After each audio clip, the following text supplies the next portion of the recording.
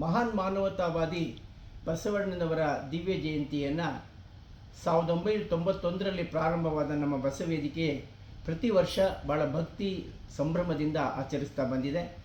ಈ ವರ್ಷದ ಬಸವ ಜಯಂತಿ ಬಸವಶ್ರೀ ಮತ್ತು ವಚನ ಸಾಹಿತ್ಯ ಶ್ರೀ ಪ್ರಶಸ್ತಿ ಪ್ರದಾನ ಸಮಾರಂಭವನ್ನು 3ನೇ ತಾರೀಕು ಶನಿವಾರ ಮೇ ರವೀಂದ್ರ ಕಲಾಕ್ಷೇತ್ರದಲ್ಲಿ ಬೆಳಗ್ಗೆ 10:30ಕ್ಕೆ ನಾವು ಹಮ್ಮಿಕೊಂಡಿದ್ದೇವೆ.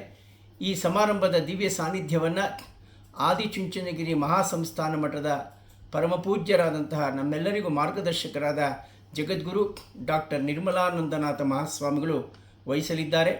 ಸಮಾರಂಭದ ಅಧ್ಯಕ್ಷತೆಯನ್ನು ನಿಕಟಪೂರ್ವ ಮುಖ್ಯಮಂತ್ರಿಗಳು ಪ್ರಸ್ತುತ ಸಂಸದರಾದ ಸನ್ಮಾನ್ಯ ಬಸವರಾಜ ಎಸ್ ಬೊಮ್ಮಾಯಿಯವರು ವಹಿಸಿಕೊಳ್ಳಲಿದ್ದಾರೆ.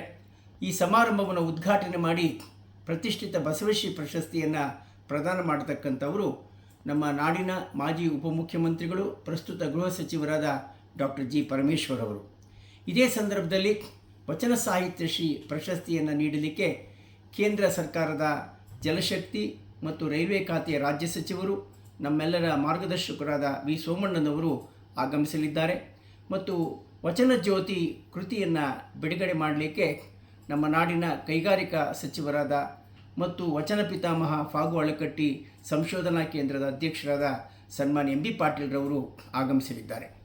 ಈ ಪ್ರತಿಷ್ಠಿತ ಸಮಾರಂಭದಲ್ಲಿ ವಿಶಿಷ್ಟವಾದಂತಹ ಬಸವಶ್ರೀ ಪ್ರಶಸ್ತಿಯನ್ನು ನಾಡೋಜ ನಮ್ಮ ವಚನ ಸಾಹಿತ್ಯ ಮತ್ತು ಜಾನಪದ ಸಾಹಿತ್ಯಕ್ಕೆ ವಿಶಿಷ್ಟ ಸೇವೆ ಸಲ್ಲಿಸಿರುವ ನಾಡೋಜ ಗುರು ಚನ್ನಬಸಪ್ಪನವರಿಗೆ ನಾವು ನೀಡ್ತಾ ಇದ್ದೇವೆ. ಮತ್ತು ವಚನ ಸಾಹಿತ್ಯ ಶ್ರೀ ಪ್ರಶಸ್ತಿಯನ್ನು ವಚನ ಸಾಹಿತ್ಯದ ಸಂಶೋಧನೆ ಪ್ರಕಟಣೆಗಾಗಿಯೇ ಸನ್ಮಾನ್ಯ ಎಂ ಬಿ ಪಾಟೀಲ್ರವರ ಅಧ್ಯಕ್ಷತೆಯಲ್ಲಿ ಪ್ರಾರಂಭ ಆಗಿರತಕ್ಕಂಥ BLDE ಸಂಸ್ಥೆ ವಿಜಯಪುರದ ವಚನ ಪಿತಾಮಹ ಡಾಕ್ಟರ್ ಫಾಗು ಅಳಕಟ್ಟಿ ಸಂಶೋಧನಾ ಕೇಂದ್ರಕ್ಕೆ ಕೊಡ್ತಾ ಇದ್ದೇವೆ. ವಚನ ಸಂಗೀತಕ್ಕೆ ಸಂಬಂಧಿಸಿದ ವಚನ ಸಾಹಿತ್ಯ ಶ್ರೀ ಪ್ರಶಸ್ತಿಯನ್ನು ಖ್ಯಾತ ವಚನ ಗಾಯಕಿ MD ಪಲ್ಲವಿಯವರಿಗೆ ನಾವು ಕೊಡ್ತಾ ಇದ್ದೇವೆ. ಅಂದು ದಿನಾಂಕ 3ರಂದು ಶನಿವಾರ ಮೇ ಬೆಳಗ್ಗೆ 10 ಗಂಟೆಗೆ MD ಪಲ್ಲವಿಯವರಿಂದ ವಚನ ಗಾಯನ ಪ್ರಾರಂಭ ಆಗುತ್ತೆ. ಆನಂತರ ಸಭಾ ಕಾರ್ಯಕ್ರಮ ನಡೆಯುತ್ತೆ. ಈ ಪ್ರತಿಷ್ಠಿತವಾದಂತಹ ಬಸವ ಜಯಂತಿ, ಬಸವಶ್ರೀ ಮತ್ತು ವಚನ ಸಾಹಿತ್ಯ ಶ್ರೀ ಪ್ರಶಸ್ತಿ ಪ್ರದಾನ ಸಮಾರಂಭಕ್ಕೆ ತಾವೆಲ್ಲ ಆಗಮಿಸಬೇಕು ಅಂತ ತಮ್ಮಲ್ಲಿ ಪ್ರೀತಿಪೂರ್ವಕವಾಗಿ ಪ್ರಾರ್ಥಿಸ್ಕೊಳ್ತೇನೆ.